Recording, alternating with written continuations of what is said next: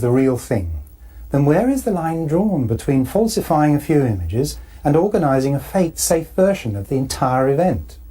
But at least the Soviets did have the ability to launch a capsule into space. Back in the US, all kinds of things were going wrong with the genesis of the Saturn V rocket. It would have taken an F-1 to get the Saturn V off if it were fully loaded.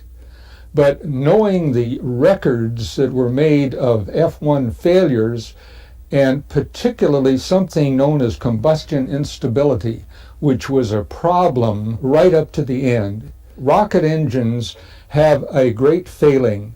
In other words, waves can be set up in the jet that cause a perturbation that rockets back and forth inside the engine and destroys it. And I personally saw rocket engines destroyed in that way.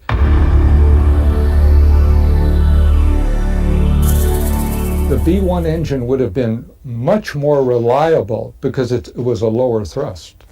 What observations does Bill Wood have concerning the Saturn V? For the first 8 feet past the end of the exhaust nozzle of these F1 engines, the exhaust is black. It's not glowing, it's a black exhaust. Just as if you were to have some type of a shroud around the end of the engine with maybe kerosene being injected into the exhaust, so that when the smaller engine fires down the center of this, it ingests air from the inside the engine compartment down through the nozzle and mixes it with this injected kerosene. And it taking about 8 feet for this heated kerosene to mix with air before it catches on fire behind the engine. And that seems to produce this 800-foot long fuel-rich flame that is flapping in the air behind the Saturn V. The flame behind the Saturn V doesn't look very much like the flames behind other rockets using the same propellants. There's no normal mode of operation that would cause an engine like that to produce this dark zone. To do that, it would have to be running so fuel-rich that it would be so inefficient that it couldn't possibly produce the performance that was claimed for it.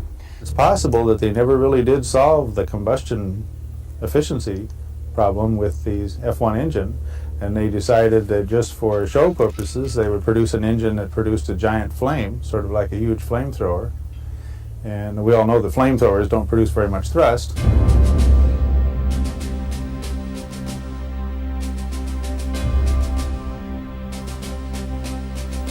As for their lunar lander, the Soviets designed a spherical module with 4 legs.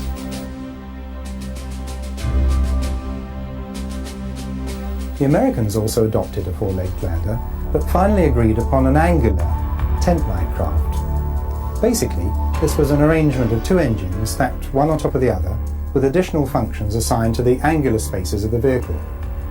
The lower half of this ungainly but appealing craft contained the descent engine, and after the moonwalks, this would become the launch pad for the upper part that contained the ascent engine. The pressurized crew cabin was arranged around the ascent engine housing, and the fuel tanks and equipment storage were located around that. The LEM proposal was amazingly short.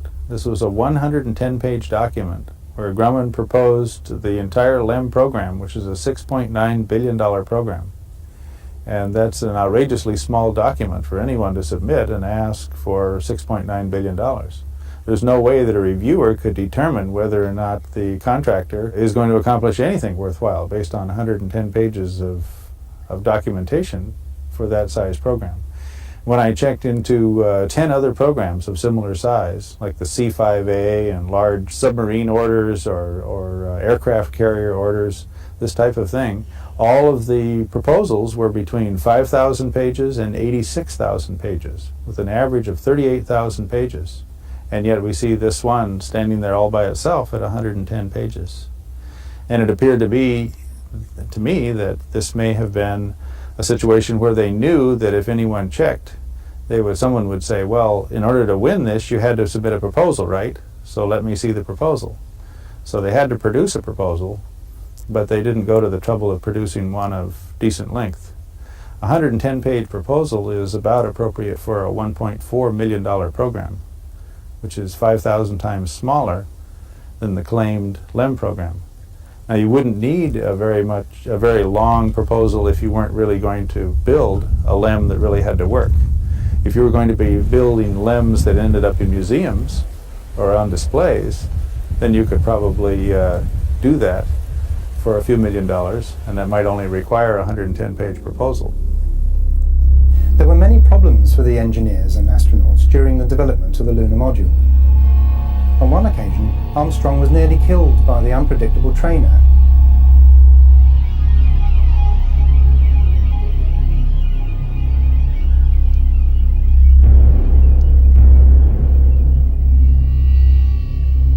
After ejecting just in time, you can see Armstrong descending to safety.